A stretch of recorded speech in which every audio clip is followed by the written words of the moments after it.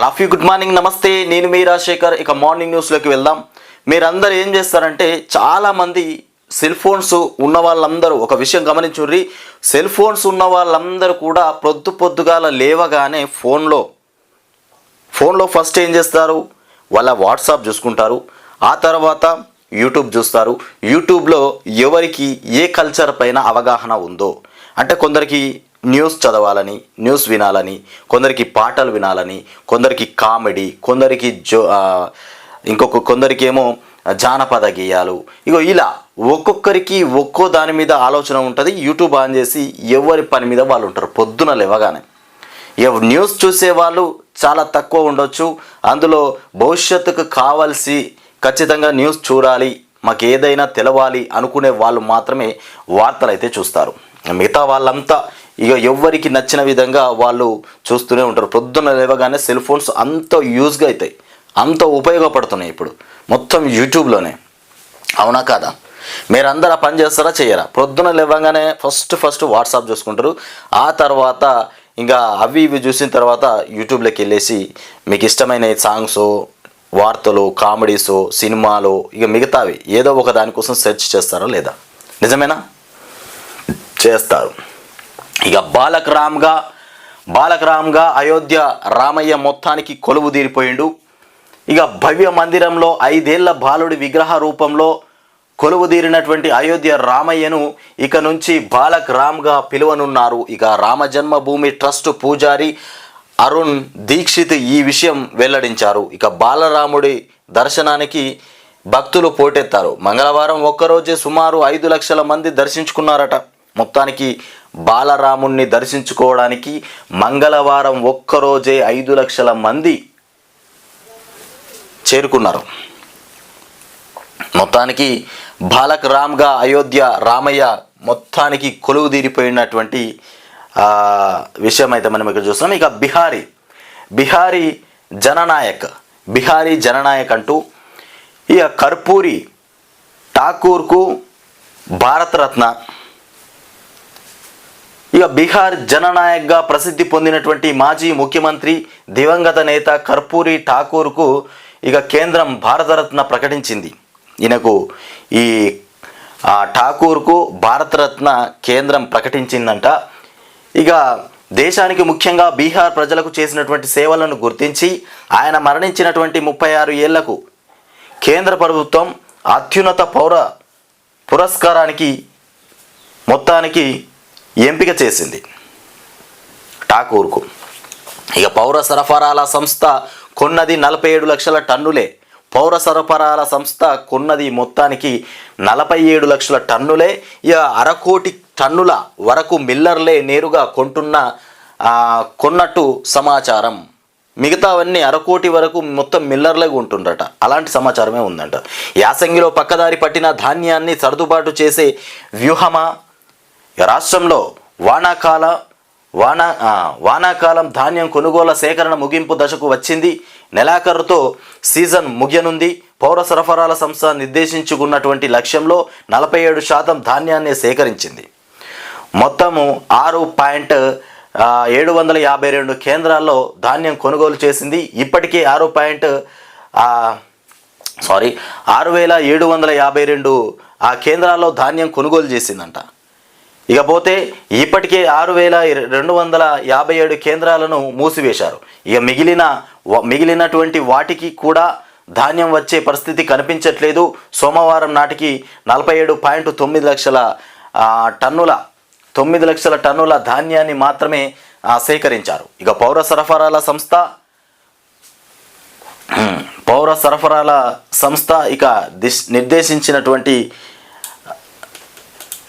నిర్దేశించుకున్నటువంటి లక్ష్యంలో వార్త అయితే మనం చూస్తున్నాం. మొత్తానికి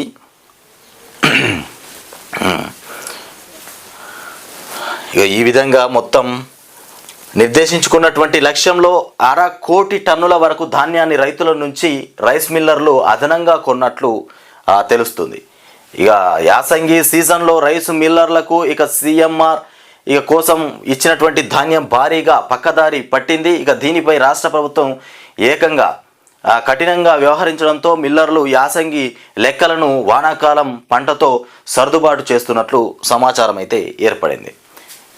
ఇక 1,00,000 దాటితే టెండరే, ₹1,00,000 దాటితే టెండరేనట. ఇక నుండి ఏందది?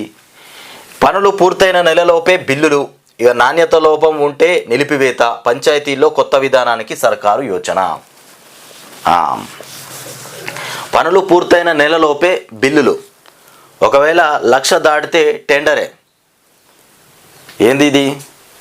ఇక కొత్తగా పంచాయతీల్లో కొత్త విధానాల్లోకి వస్తున్నటువంటి సర్కారట.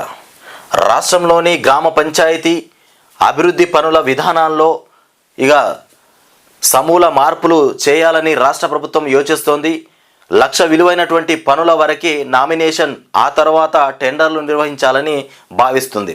అయితే 1,00,000 లోపు ఏవైతే పనులు ఉంటాయో వాటికి మాత్రమే నామినేషన్లు అంట. ఇక ఒకవేళ ₹1,00,000 దాటి ఏదైనా పనులు వస్తే వాటికి టెండర్లు వేయాలని ప్రభుత్వం కసరత్తు చేపడుతుంది. ఇక ఆ తర్వాత టెండర్లు నిర్వహించాలని భావిస్తోంది. స్థానికంగా ఎన్నికైనటువంటి పనులు చేసే అవకాశం కల్పించడంతో పాటు ఇక నాణ్యతకు పెద్దపీట వేయాలని యోచిస్తోంది. ఇక బిల్లుల పెండింగ్ వంటి సమస్యల నిరాకరణకు అనుగుణంగా కొత్త విధానాన్ని రూపొందిస్తుంది. ప్రస్తుతం పంచాయతీల్లో అభివృద్ధి పనుల్లో 5 లక్షల వరకు నామినేషన్ ప్రతిపాదికన, అది దాటితే టెండర్లు పిలిచేటువంటి విధానం ఉంది. ఇక నామినేషన్ పనులను అత్యధికంగా సర్పంచులు, ఉప సర్పంచులు, వార్డు సభ్యులు లేదా వారి కుటుంబీకులు, ఇక బంధువులతో చేయిస్తున్నారు. ఈ విధంగా నామినేషన్ పనులు ఏమైనా ఉంటే నామినేషన్ పనులు వాళ్ళ బంధువులు, వాళ్ళ చుట్టాలు, ఎవరు వాళ్ళ తమ్ముడు అట్లా చేపిస్తుందంట. అందుకోసమే ఒకవేళ ₹1,00,000 దాటితే వాటిని టెండర్లు వేద్దామని ఒక ఆలోచనకు వచ్చింది ప్రభుత్వం. ఇప్పుడు ఇక టెండర్లకు సంబంధించిన పనులు ఎక్కువగా ప్రజాప్రతినిధులకే దక్కుతున్నాయి. ప్రజాప్రతినిధులే గుత్తాదారులుగా ఉండడం వల్ల చేపట్టినటువంటి పనులు నాణ్యత సరిగా లేక దెబ్బతింటున్నాయనేటువంటి ఫిర్యాదులు కూడా వస్తున్నాయి. ఇక ఈ టెండర్లు అనేటివి లేకపోతే ప్రజాప్రతినిధులకే ఈ పనులు అప్పగించడం జరుగుతుంది. ఈ ప్రజాప్రతినిధులకి అప్పగిస్తే అందులో నాణ్యత లేదు, సరైనటువంటి సమయానికి పని జరగట్లేదు, ఇచ్చినటువంటి కాల వ్యవధిలో దాటిపోతున్నది పని. 2 నెలలకు పూర్తి చేయాలంటే 6 నెలలు పట్టచ్చు, సంవత్సరం కూడా పట్టచ్చు. ఇలాంటి పరిస్థితి ఏర్పడుతుంది. కాబట్టి మొత్తానికి టెండర్లు వేసే ప్రక్రియ తీసుకొచ్చింది రాష్ట్ర ప్రభుత్వం, కొత్త యోచన. ఇక నాణ్యతకు నీళ్ళు వదిలారా? మేడిగడ్డ బ్యారేజీ నిర్మాణంలో కుప్పలుగా లోపాలు. ఇక విజిలెన్స్ దర్యాప్తుల్లో నీళ్లు నమిలినటువంటి ఇంజనీర్లట. మొత్తం మీద కుప్పలు వస్తున్నాయట. ఏది? ఈ మేడిగడ్డ బ్యారేజ్లో మొత్తం లోపాలే ఉన్నాయని చెప్తుండ్రు. ఇక 6వ బ్లాక్లో 25-26 పియర్స్ మధ్య గ్లేసియర్ ధ్వంసమై గేటు వద్దకు కొట్టుకొచ్చినటువంటి కాంక్రీటు నిర్మాణాలు. మొత్తం మీద మేడిగడ్డ ఒకటెనుక ఒకటి ఇగో ఇట్లా బయటకు వస్తున్నాయని చూపెడుతురు. మొత్తం మీద ఇది ఈనాడులో వచ్చినటువంటి వార్త, ఫోటో కూడా పెట్టిరు. మరి ఇది నిజమేనా కాదా? మొత్తానికి ఇక్కడ బెరుళ్ళకు మాత్రం ఊడిపోయినటువంటి పరిస్థితి చూడరు మీరు. 6వ బ్లాక్లో 25-26 మెయిన్స్ మధ్య గ్లేయర్ ధ్వంసమై గేటు వద్దకు కొట్టుకొచ్చినటువంటి కాంక్రీటు నిర్మాణాలు. మొత్తం మీద ఇట్లా అవుతుంది. మరి ఇది ఎందుకు ఇట్లా అవుతుంది? మరి ఎవరు చేసిర్రు ఇదంతా? న్యూస్ నిజమేనా? ఫోటో నిజమేనా కాదా? ఇప్పటిదాకా పాక్షిక సమాచారమే ఇచ్చారు. బ్యారేజీలపై NDSA సూచనలను తీవ్రంగా పరిగణించాలి, లేదంటే మరింత నష్టం వాటిల్లుతుంది. ఇంకా కూడా నష్టం వాటిల్లే అవకాశం ఉందని చెప్తుండ్రు. మేడిగడ్డ మొత్తానికి ఈ పరిస్థితి అయితే నెలకొన్నది. మరి ఏం జరుగుద్దో ఏందో అనేది అయితే చూడాలి. మేడిగడ్డలో ఉన్నటువంటి సానుకూల పరిస్థితి ఇట్లున్నది.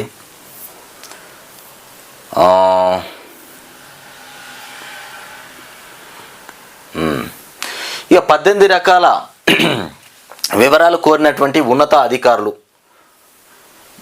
18 రకాల వివరాలు కోరినట ఉన్నతాధికారులు. ఇక్కడ చూస్తున్నాం కదా, ఇక సీఎం రేవంత్కు పుష్పగుచ్చం అందిస్తున్నటువంటి భారాస ఎమ్మెల్యేలు సునీత లక్ష్మారెడ్డి, గూడెం మైపాల్ రెడ్డి, కొత్త ప్రభాకర్ రెడ్డి, మాణిక్రావు. ఇక మొత్తం మీద రేవంత్ను చేరుకున్నటువంటి బీఆర్ఎస్ 4 ఎమ్మెల్యేలు.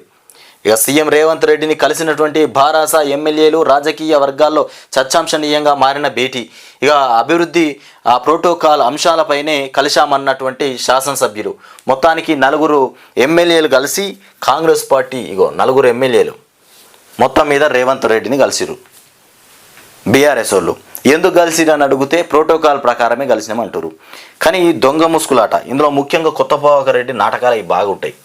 ఇక కొత్త ప్రభాకర్ రెడ్డి ఈయన ఎందుకు కలిసిండు అనేది కూడా తెలుస్తుంది. ముందు చూద్దాం. ఇక త్వరలోనే డిఎస్సి అనుబంధ నోటిఫికేషన్. ఇక లోక్సభ ఎన్నికల షెడ్యూల్ వచ్చేలోపు ఇక ఇచ్చేందుకు సర్కారు కసరత్తు. ఇక గణాంకాలు సేకరించిన విద్యాశాఖ ఈ ఏడాది పదవి విరమణ చేయనున్నటువంటి టీచర్లు 38,000 మందిగా గుర్తింపు. మొత్తానికి ఈ విధంగా ఉంది. త్వరలోనే డిఎస్సి అనుబంధ నోటిఫికేషన్ వేస్తారట. ఇక లోక్సభ ఎన్నికల షెడ్యూల్ వచ్చేలోపు ఇచ్చేందుకు సర్కారు కసరత్తు చేపడుతుంది. ఇక గణాంకాలు సేకరించిన విద్యాశాఖ మొత్తానికి ఈ ఏడాది పదవి విరమణ చేయనున్నటువంటి టీచర్లు 38,000 మంది ఉన్నారంట. ఇక లోక్సభ ఎన్నికల షెడ్యూల్ వచ్చే లోపే డిఎస్సి అనుబంధ నోటిఫికేషన్ జారీకి కసరత్తు జరుగుతోంది. ఈ క్రమంలో విద్యాశాఖ పదవి విరమణ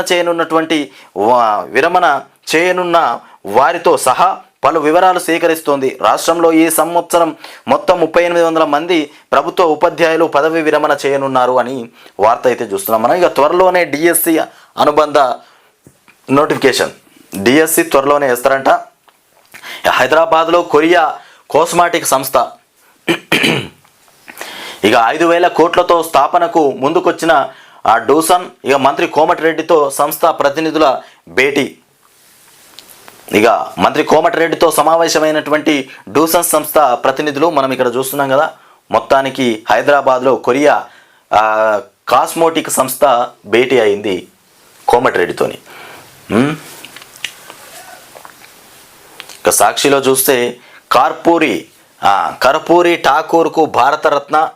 ఇక బీహార్కు 2 సార్లు ముఖ్యమంత్రిగా సేవలు. బీహార్కు ఈ కర్పూరి ఠాకూర్ 2 సార్ల ముఖ్యమంత్రి అయ్యి సేవలు అందించిండు.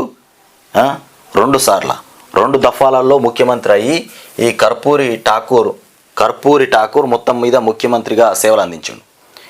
ఇక జననాయకుడిగా చిరపరిచితుడు. బీహార్లో ఓబీసీ రాజకీయాలకు నాంది పలికిన ఠాకూర్ దేశ అత్యున్నత పురస్కారం పొందినటువంటి 49వ వ్యక్తి.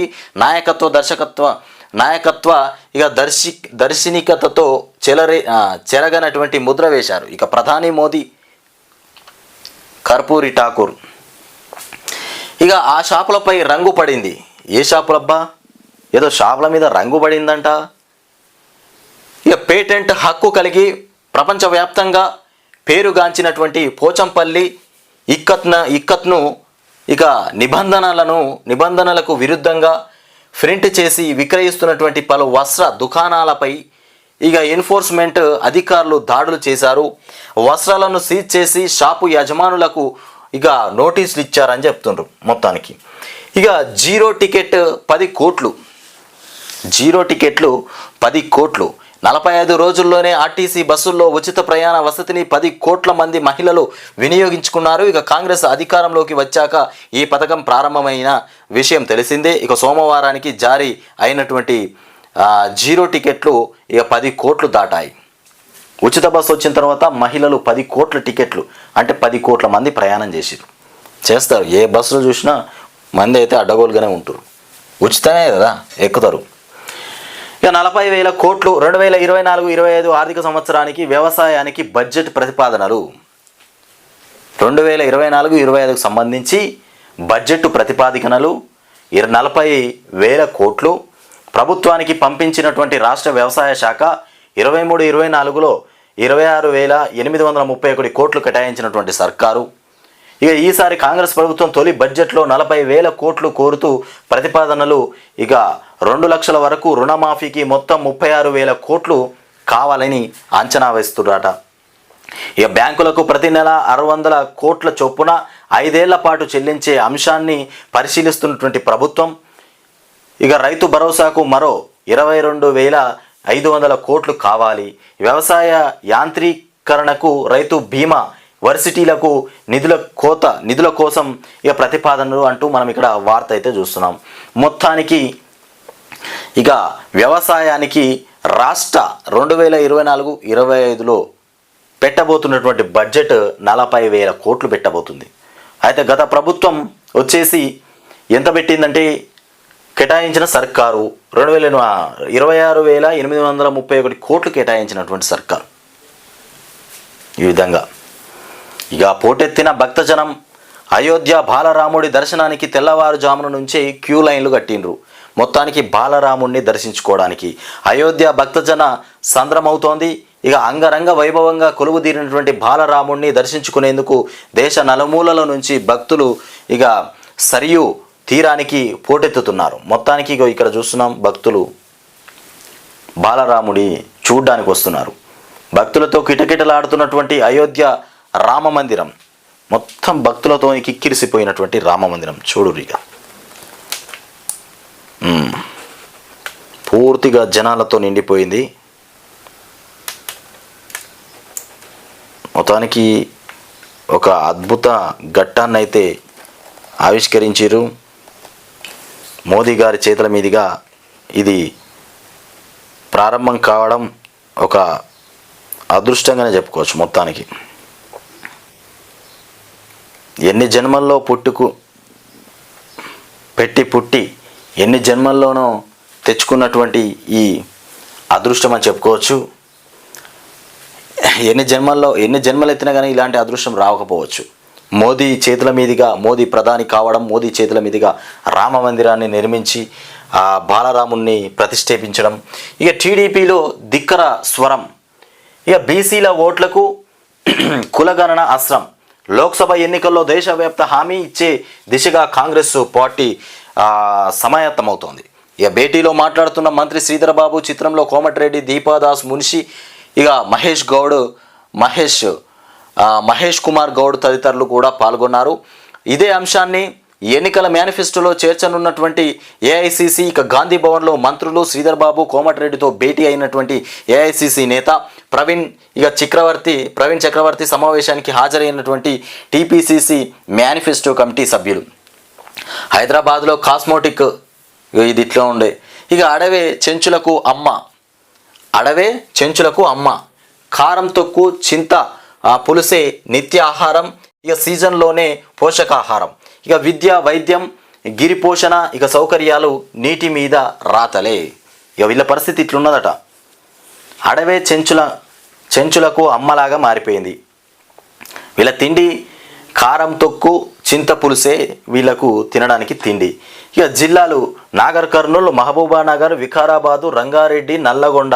ఇక ఇక్కడ ఐటీడీఏ మన్ననూరు పరిధిలో చెంచుల జనాభా, చెంచులు ఇంకా చాలామంది ఉన్నారు. ఈ విధంగా నాగర్ కర్నూలు ఉన్నారు, మహబూబానగర్, వికారాబాదు, రంగారెడ్డి, నల్గొండ జిల్లాలో మొత్తం మీద ఇట్లున్నారు. ఇంకా యూరియా సరఫరాలో కోత, కేంద్ర ప్రభుత్వ నిర్ణయం. ఇక దీని వాడకంతో ఇక భూసారం తగ్గుతోందని అంచనా. ఇక ప్రజల ఆరోగ్యం పైన ప్రభావం చూపుతోందని కూడా భావిస్తున్నటువంటి కేంద్రం యూరియా సరఫరాలో కోత నిర్వహించిందట. మొత్తానికి ఇది ప్రజల మీద వేటు పడుతుంది, ఆరోగ్య పరిస్థితుల మీద వేటు పడుతుంది. అందుకే దీన్ని తగ్గించారు. 26 నుంచి 28 వరకు హైదరాబాద్ లిటరరీ ఫెస్టివల్ హైదరాబాద్లో. ఇక ఇది సాక్షిలో వచ్చినటువంటి దినపత్రికల్లో వచ్చినటువంటి వార్తలు. ఇక ఏబీఎన్ ఆంధ్రజ్యోతిలో ఏం వార్తలు వచ్చినాయో చూద్దాం. మొత్తానికి ఇంకా కొన్ని గ్రామాలు, కొన్ని జిల్లాలలో చెంచులు ఉన్నారు, వెనుకబడినటువంటి జనాలు. ఇంకా ఇక బడ్జెట్ సమావేశాలు 14 నుంచి. ఇక 1న కేంద్ర ప్రభుత్వ ఓటు అండ్ అకౌంట్ బడ్జెట్, దాన్ని చూసి రాష్ట్ర బడ్జెట్కు తుది రూపం. ఇక కాంగ్రెస్ 6 గ్యారంటీలకు ఈసారి పెద్దపీట. ఆ పథకాలకు ప్రత్యేకంగా నిధులు కేటాయింపు, రాష్ట్ర ఆర్థిక పరిస్థితిపైన మరోసారి వాడివేడి చర్చలు కూడా కొనసాగబోతాయట. మొత్తానికి 6 గ్యారెంటీలపైనే ఎక్కువ మొగ్గు చూపుతున్నామని చెప్తున్నారు రాష్ట్ర ప్రభుత్వం. ఇక బడ్జెట్ సమావేశాలలో దానికే ఎక్కువ 6 గ్యారెంటీలకే ఎక్కువ మొగ్గు చూపుతారట. ఇక ఫిబ్రవరి నుంచి ఉచిత విద్యుత్తు, కేసీఆర్ నిర్వాహకం వల్లే హామీల అమల్లో జాప్యం జరిగింది. ఫిబ్రవరి నుంచే ఉచిత విద్యుత్తును ప్రారంభించబోతున్నామని చెప్తున్నారు. ఈ కేసీఆర్ నిర్వాహకం వల్లే హామీలు అమల్లో జాప్యం జరిగిందంట. ఇక లోక్సభ ఎన్నికల్లో బీఆర్ఎస్కు ఒక్క సీటు కూడా రాదు. కాంగ్రెస్కు 13 నుంచి 14 సీట్లు R&B శాఖ మంత్రి కోమటిరెడ్డి వెల్లడి చేస్తున్నారు. ఇక వజ్రాలు పొదిగిన బంగారు వాచ్ ఇక్కడ చూస్తాం కదా, ఇందులో మొత్తం వజ్రాలతో తయారు చేసినటువంటి ఒక బంగారు వాచ్. ఇక దీన్ని ఏపీ కీలక న్యాయమూర్తికి జగన్ కానుక ఇచ్చిండట. ఈ వాచ్ను జగన్ ఒక న్యాయమూర్తికి గిఫ్ట్గా ఇచ్చిండు. ఇక 2 కోట్ల విలువైనటువంటి బ్రాండెడ్ రిస్ట్ వాచ్, ఇది దాదాపు 2 కోట్ల విలువైనటువంటి వాచ్. ఇక టీడీపీ ధర్మారెడ్డి, ఎంపీ ప్రభాకర్ రెడ్డి ఆ తెగింపు తిట్టి విరిసి కొట్టినటువంటి న్యాయమూర్తి, ఈ ఇద్దరిపై సుప్రీంకోర్టుకు అప్పుడే ఫిర్యాదు. 2021లోగా ఘటన ఆలస్యంగా వెలుగులోకి, ఉత్తరాదిలో జడ్జి కుటుంబ సభ్యుడి వివాహం. ఇక పిలవని పేరంటానికి ధర్మారెడ్డి, ప్రభాకర్ రెడ్డి ఇక గెస్ట్ హౌస్లో జడ్జిని కలిసి ప్రలోభాల వల. ఇక జగన్ తీరుపై న్యాయవాద వర్గాల్లో చర్చ ఈ విధంగా కొనసాగుతుంది వాచ్ ఇవ్వడంతోనే. ఇక 5,000 కోట్ల పెట్టుబడులు, హైదరాబాద్ దేశంలోనే తొలి కాస్మెటిక్ హబ్ ఏర్పాటు చేయబోతున్నారంట. ఇక మాల్దీవులకు చైనా నిఘా నౌక 8న మాలే చేరనున్నటువంటి షియాన్ యాంగి హంగ్ 3. ఇక సిబ్బంది రొటేషన్ ఇతర అవసరాలకేనన్నటువంటి మాల్దీవులు. ఇక మిత్రదేశ వాహనాలకు ఆహ్వానం ఉంటుందని వ్యాఖ్య. హిందూ మహాసముద్రంలో చర్చాంశనీయమైనటువంటి కదలికలు. మొత్తానికి ఇక పరిస్థితిని నిశితంగా గమనిస్తున్నామని భారత్ వెల్లడిస్తుంది. మాల్దీవులకు చైనా నిఘా నౌకలట. మాల్దీవులకు చైనా నిఘా నౌకలు వెళ్తున్నాయి. ఇక ఆదాయం దండి, అద్దెలతో గండి. ఆదాయం దండిగా ఉంది కానీ అద్దెలతోని గండి పడుతుంది. ఉమ్మడి వరంగల్ జిల్లాలో అద్దె భవనాల్లో సబ్ రిజిస్టర్ కార్యాలయాలు ఏటా 20 లక్షలకు పైనే చెల్లింపులు. ఇక శాశ్వత ఏర్పాట్లు పట్టనటువంటి పాలకులు. ఈ విధంగా ఉంది.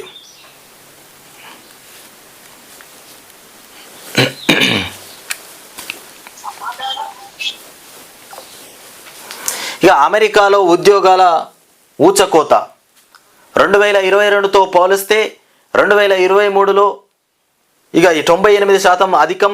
ఐటీ రంగంలో ఆ సంఖ్య 73% ఎక్కువ.